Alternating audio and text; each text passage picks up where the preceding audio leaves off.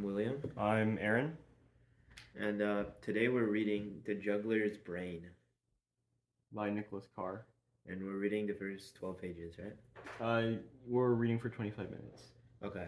And also we're gonna annotate by commenting on this document which we copied. Yeah, we'll talk to each other anytime we see something interesting, and we'll discuss it. Okay, I can start. Yep. It's been a while since the first person singular was heard in these pages. This seems like a good time for me, your word processing scribe, to make a brief reappearance. I realize that I've dragged you through a lot of space and time over the last few chapters. I appreciate your fortitude in sticking with me. The journey you've been on is the same one I took in trying to figure out what's been going on inside my head. The deeper I dug into the science of neuroplasticity and the progress of intellectual technology, the clearer it became that the internet's import and influence can be judged only when viewed in the fuller context of intellectual history. As revolutionary as it may be, the net is best understood as the latest in a long series of tools that have helped mold the human mind. Now comes the crucial question: what can science tell us about the actual effects that internet use is having on the way our minds work?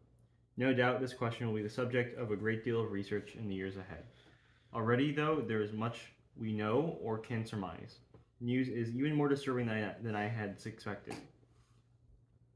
Dozens of studies by psychologists, neurobiologists, educators, and web designers point to the same conclusion. When we go online, we enter an environment that promotes cursory reading, hurried and distracted thinking, and superficial learning. It's possible to think deeply while surfing the net, just as it's possible to think shallowly when reading a book. But that's not the type of thinking that the technology encourages and rewards. Any thoughts so far? Um, Seems very the first paragraph is like kind of buttering us up, and then like the second paragraph is like talking about, I guess, his point that he's trying to make. This is like he talks like I think the paragraphs before were like Yeah. they were like more objective, but here he talks about like his own views more. He even mentions this. He says that like he uses I a lot here, and he talks about what he thinks. Mm-hmm. Okay. One thing is very clear. If, knowing what we know today about the brain's plasticity, you were to set out to invent a medium that would rewire our mental circuits as quickly and as thoroughly as possible, you would probably end up designing something that looks and works a lot like the internet. It's not just that we tend to use the net regularly, even obsessively. It's that the net delivers precisely the kind of sensory and cognitive stimuli, repetitive, intensive, interactive, addictive, that have been shown to result in strong and rapid alterations in brain circuits and functions. With the exception of alphabets and number systems, the net may well be the single most powerful mind altering technology that has ever come into general use. At the very least, it's the most powerful that has come along since the book. During the course of a day, most of us with access to the web spend at least a couple hours online, sometimes more. And during the time, we tend to repeat the same or similar actions over and over again, usually at a high rate of speed and often in response to cues delivered through a screen or speaker. Some of the actions are physical ones. We tap the keys on our PC keyboard. We drag a mouse and click its left and right buttons and spin its scroll wheel. We draw the tips of our fingers across a trackpad. We use our thumbs to punch out text on the real or simulated keypads of our Blackberries or mobile phones. We rotate our iPhones, iPods, and iPads to shift between landscape and portrait modes while manipulating the icons on their touch-sensitive screens. What is the point that he's making here? That, I think he's trying to talk about.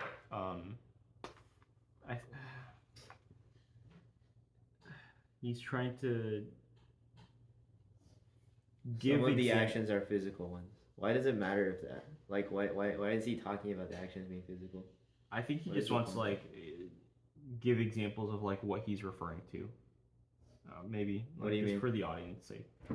Like he's giving examples of what technology is. No, of like what what he means by like physical action. Yeah, but I'm saying, why does he even bring that up? What is the point of like bringing up that there's physical actions to technology? I guess maybe he's trying to point out that there's Oh, like maybe a he talks about it variety. here. Maybe he talks about it. Maybe I Yeah, went too maybe, fast. Okay. maybe. As we go through these motions, the net delivers a steady stream of inputs to our visual, somatosensory, and auditory cortices. These are the sensations that come through our hands and fingers as we click and scroll, type and touch. Okay, so there are many audio signals delivered through our ears, such as the chime that announces the arrival of a new email or instant message, and the various ringtones that our mobile phones use to alert us to different events. And of course, there are the mystical visual cues that flash across our retinas as we navigate the online world. Not just the ever changing arrays of text and pictures and videos, but also the hyperlinks distinguished by underlining or colored text. The cursors that change shape depending on their function. Cursors that change shape depending on their function. What is he talking about? I think meaning like, so when you move the cursor across like text, it's like this, or like when you put it like on a button. Oh. Yeah.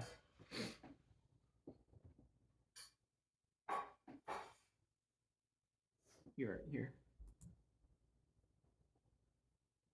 Wait, hold on. What about the stuff he's talking about here is like, I think he's talking about like I think he's saying that we like respond to like auditory and visual stuff, like to point out that we. and this like, part of it is also addictive?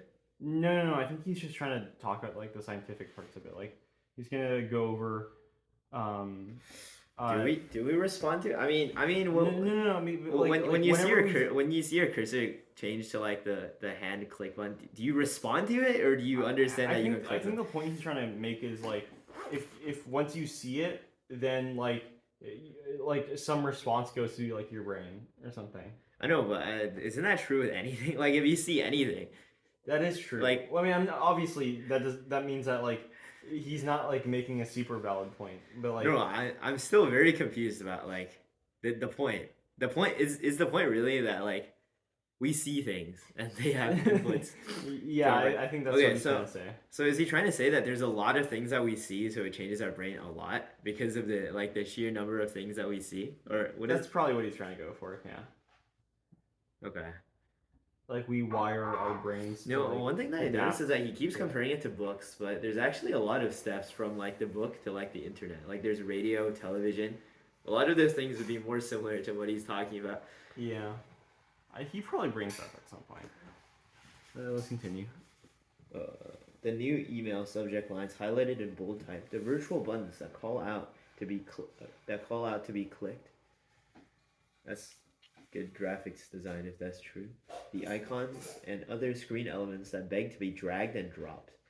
The forms that require filling out. Okay. Is that specific to an online thing? No, I'm sure you can fill out yeah. forms in person. The pop-up ads and windows that need to be read or dismissed. Oh, ad blocker for the win.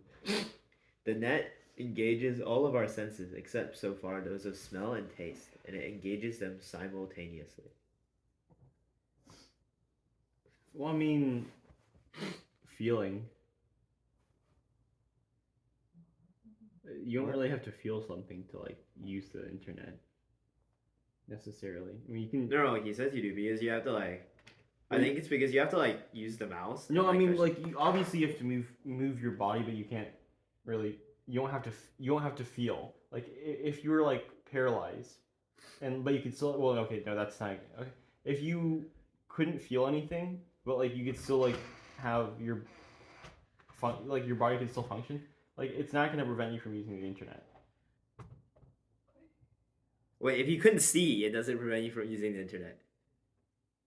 No, like I'm sure there's a lot of accessibility options. Like you can enable text to speech and then just talk, and then the point I'm trying to say is like you can use the internet without issue. Like if you don't feel, like that's not going to change a lot. Like wait, what do you mean? What do you mean if you don't feel? I'm like confused. If you can't feel anything. Like you're paralyzed? But like no, you can move, but you can't feel anything. How is that? Is that even possible? I don't know if it's possible. I'm just giving a hypothetical. All right. So you're saying that okay. All right, yeah, but I'm assuming he means like a functional person. It engages your. Technically, you don't have to like hear to use the internet either. But like he puts that out there. Like you don't have to use the internet with sound. You can. Okay, fair enough. Okay, and my turn. It is your turn. Okay. The net also provides a high-speed system for delivering responses and rewards, positive reinforcements in psychological terms, which encourage repetition of both physical and mental actions. When we click a link, we get something new to look at and evaluate. When we Google a keyword, we receive in the blink of an eye a list of interesting information to appraise. We send a text or instant message or an email. When we send a text or instant message or an email, we often get a reply in a matter of seconds or minutes. When we use Facebook, we attract new friends or form closer bonds with old ones. When we send a tweet through Twitter, we gain new followers. When we write a blog post, we get comments from readers or links from other bloggers. The net's interactivity gives us powerful new tools for finding information, expressing ourselves, and conversing with others. It also turns us into lab rats constantly pressing levers to get tiny pellets, or social or intellectual nourishment. How do you think? I mean, if that is the case, then we've all been lab rats like for hundreds of years. I feel like. Cause like I feel like you could argue that pretty much anything you do. Yeah, no. Is like. Yeah, I know. I agree. Yeah. Okay, like but like cavemen. They have to like they have they have to like when they see the sun is up, they have to go out and hunt. That's like, I mean, does that make them lab rats? Not okay. really. I think the only case that he can really make here is that like the speed is like different. It's like faster. Yeah, it's faster. But I don't know. I don't agree with like some of his like assertions. I don't think it's like okay. So before like we talked about like in class we discussed that like technology was like companies are like designing technology in a way for it to like be addictive or whatever, right? Mm-hmm. And it's like Instagram was doing it, Facebook, stuff like that. But I think to generalize that to the net is like kind of crazy because there is like no one company behind the net. So to say that like the net is designed to be like something or like something else, yeah, true. I feel like that's like kind of hard to say because you're encompassing a lot of things. Yeah, there's no like clear direction for the net. There's no direction. It's not. I don't think that when like the internet was developed, they intended for memes to appear. Yeah. Or like just things that weren't predicted. I don't think necessarily everything you do on the internet has to have like a reward. Yeah. I don't think everything is rewarding. Like there's definitely been times when I went online and then I got off and I was like, wow, that was a waste of time. I didn't get anything rewarding out of that. Yeah. And he talks about when he Googles a keyword, he receive a list of interesting information in it. Well, I mean, for me, I don't really look at everything when I search something up. I just click on like the one that I find the most trustworthy and then go off there. I don't like after I read that, I don't like go back and then check like the remaining 10 results or whatever on the front page. That and also like sometimes when I Google search something, if something looks like not exactly what I want, I don't click it at all. And I just like scroll past it. Yeah. When we get a text or instant message or an email, we often get a reply in a matter of seconds or minutes. I mean, that's if a certain Jason Brown emailed me within a few seconds or minutes, that would be much appreciated. You could say the same thing about talking. When you talk to someone, you get a response within seconds. Yeah, that's just like an aspect of communication. Okay, I can kind of get his point there, but like, well, what is his point? I don't understand. Like if communication, like if you receive the response within days, then it's like a lot worse. Yeah, it's communicating. You want to get your message. But like you can respond from anywhere. You don't have to like be right in front of him. I guess it's okay. Well, he doesn't mention that though. So. Why is it a reward though? Also, I feel like he's overgeneralizing when he says when we use Facebook, we attract new friends or form closer bonds with old ones. Like that's not true of everyone. Some people just like go on Facebook and like scroll around and that's it. I mean, I didn't really want to comment because I don't really use Facebook. But like so Facebook it's is not like all forms of social media. Like you, like you, obviously. I know, like, but it's like mostly what? old people Like, using Facebook. but like Facebook is just like you have like a wall with like all your friends. Like if you like I guess you don't have to like connect with like old friends or attract new friends on Facebook. But then what are you doing on Facebook? I don't even think that is there even a trending page on Facebook? Like on Twitter, you can go on the trending tab and look at like what famous people are saying. I don't even know if you could do that with Facebook. I don't know. I don't use social media, so. Twitter. Like you have an Instagram and a Discord. Well, okay, yeah, but I don't check on them often. Like it's only for like contact with other people. That's all. All right, yeah. Next paragraph. The net commands our attention with far greater insistency than our television or here he talks about. Did you already read this before? How did you know he was gonna talk about television and radio? I did not say that, but I was trying to hold that information back. I did skim over it. Oh, okay. Than our television or radio or morning newspaper ever did. Watch a kid texting his friends or a college student looking over the roll of new messages and requests on her Facebook page, or a businessman scrolling through his emails on his BlackBerry. Was BlackBerry that popular at this time? This is like the third time he's brought up BlackBerry. When did he make this again? 2020? Wait, what? Oh, I thought this was a 2009 one. 2020? BlackBerry is not that popular in 2020. Maybe he has a BlackBerry. Maybe he's just old. I don't know. Yeah, I don't consider yourself as you enter keywords onto Google search. He's using the same 3 examples, I swear. Yeah. And when we begin following a trail of links, what you see is a mind consumed with the media. When we're online, we're often oblivious to everything else going on around us. The real world recedes as we process the flow of symbols and stimuli coming through our devices. This reminds me of that meme where it's like the guy's like wearing AirPods in and like he can't hear anything because he's wearing I guess. It's like a slight exaggeration. I do kind of understand what he means. It's like you kind of focus on your screen. Yeah. Because there's a lot going on. Okay. Yeah. The interactivity of the net amplifies this effect as well, because we're often using our computers in a social context to converse with friends or colleagues, to create profiles of ourselves, to broadcast our thoughts through blog posts or Facebook updates. Our social standing is, in one way or another, always in play, always at risk. The resulting self-consciousness, even at times fear, magnifies the intensity of our involvement with the medium. That's true for everyone, but it's particularly true for the young, who tend to be compulsive in using their phones and computers for texting and instant messaging. Today's teenagers typically send or receive message every few minutes throughout their waking hours.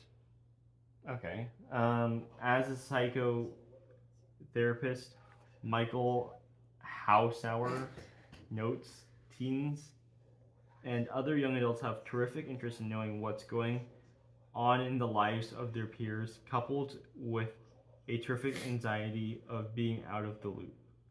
If they stop sending messages, they risk becoming invisible. Every few minutes. I guess that, like, not send, but, like, receive. I guess that's true, but, like... Well, yeah, I don't really receive... Well, I mean, receive? Okay, what do you mean by... okay, like, yeah, no. Like, if you receive messages on, like, a Discord server, that I don't...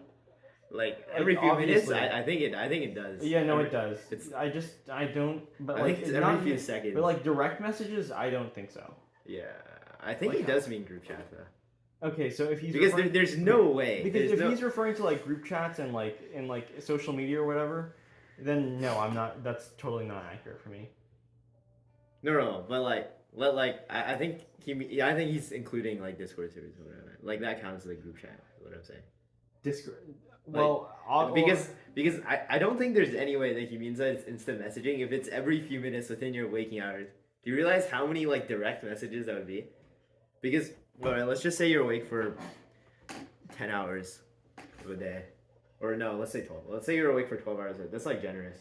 I don't think anyone sleeps for like 12 hours, but let's just say you're awake for 12 hours out of the day, and every few minutes, let's just say he means like every 5 minutes, you send or receive a message. That's 12. That's 12 every hour. 12 times 12. That's 144 messages sent slash received in one day. Like if that was direct messages, that's like a lot. Yeah. Actually, 140. Also, I guess on some days I like go. I guess on some days I do go past that, but like in like a very short amount of time. Like in 5 minutes, I'll send like 5 messages and receive 5 messages. True. Yeah. Okay. Your turn. Our use of the internet involves many paradoxes, but the one that promises to have the greatest long-term influence over how we think is this one. The net seizes our attention only to scatter it. We focus intensively on the medium itself, on the flickering screen, but we're distracted by the medium's rapid-fire delivery of competing messages and stimuli. Oh yeah, there's actually something I want to... Is the internet itself a medium, or are things that you do on the internet a medium? Like, for example, YouTube is the medium, right? Like, the internet isn't actually the medium. I suppose so, yeah. Because the internet, like, houses different mediums, but it's not. It is not the medium. True.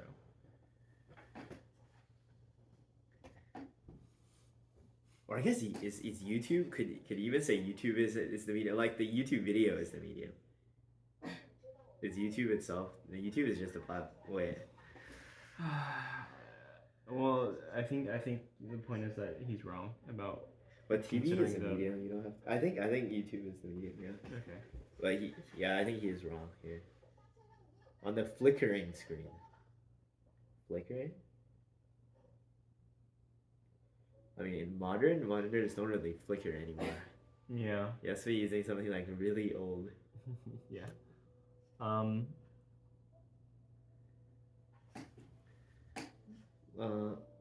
Whenever and wherever we log in, the net presents us with an incredibly seductive blur.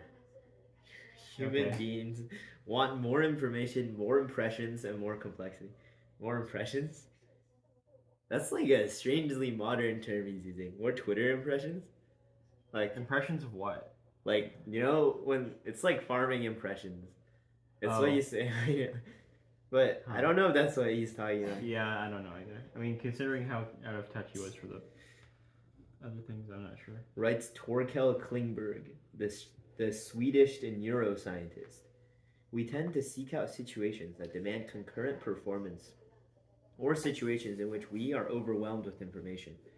If the slow progression of words across printed pages dampened our craving to be inundated by mental stimulation, the net indulges it.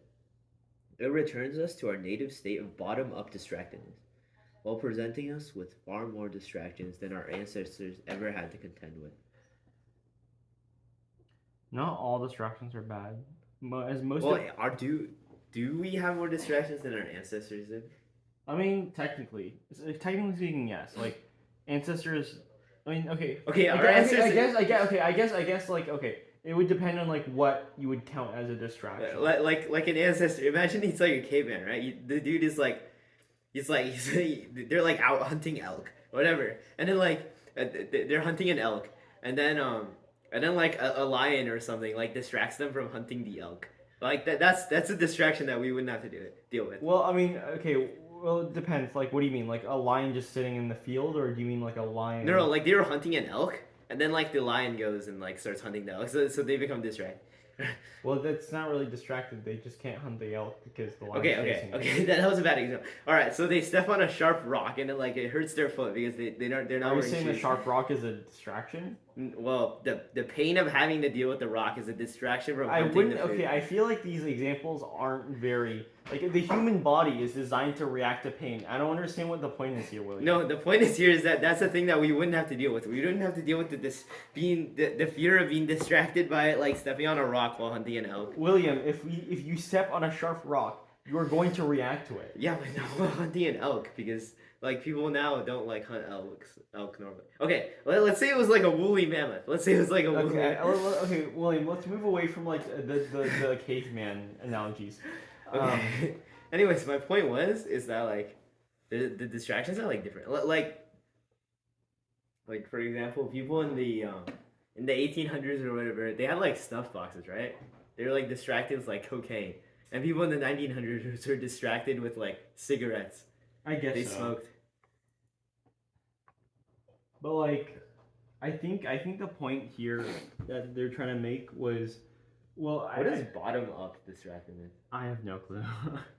I think what they mean is like we're so distracted that we don't have time to like deal with every single distraction we find. Like you know how when we're browsing on YouTube, we Wait, like, if we don't have time to deal with the distraction, is it still a distraction? Because if you don't have time to deal with it, that no, means that you're not move spending from distraction to distraction. Like you get stuck up on so many distractions that you're just constantly distracted. But that means that you do have time. Let me explain. So Okay. So like for example, like you're scrolling on YouTube and like you click on a YouTube video. Oh, and you just click on the autoplay. Yeah, no, you don't click on the autoplay. You watch like 5 minutes of it, and then you get kind of bored midway through, and then you see on the recommended like what your next video is, and you say, oh, that's interesting, and you click on that video, And then you watch 5 minutes, and then you click on the next one. Yeah. Do you actually do that? I don't do that, but I'm just saying that. Does anyone actually do that? Well, with this, a lot of people are gonna have like shorter attention spans. I wouldn't be surprised if somebody did that. That seems really, really sad. That is very, very sad. Okay. Okay. I think it's your turn. Not all distractions are bad. As most of us know from experience, if we concentrate too intensively on a tough problem, we can get stuck in a mental rut. Our thinking narrows, and we struggle vainly to come up with new ideas. But we let a problem sit unattended for a time. If we sleep on it, we often return to it with a fresh perspective and a burst of creativity. Research by oh no. Dijkster who? App Dijksterhuis, a Dutch psychologist who heads the unconscious lab. Okay, that's not a good lab name. At Radboud University in Nijmegen, indicates that such breaks in our attention give our unconscious mind time to grapple with a problem, bringing to bear information and cognitive processes unavailable to conscious deliberation. We usually make better decisions, his experience reveal, if we shift our attention away from a difficult mental image for a time. But okay, I'm not going to pronounce it. But this dude's work also shows that our unconscious thought processes don't engage with a problem until we've clearly and consciously defined the problem. If we don't have a particular intellectual goal in mind, this guy writes, unconscious thought does not occur. If we don't have a goal in mind, unconscious thought does not occur. I wouldn't know. I can't really comment on If that. we don't have a goal in mind, unconscious thought does not occur. Like unconscious as in I guess that would be like when like. Wait, do you really think about the problem unconsciously though? Oh, okay.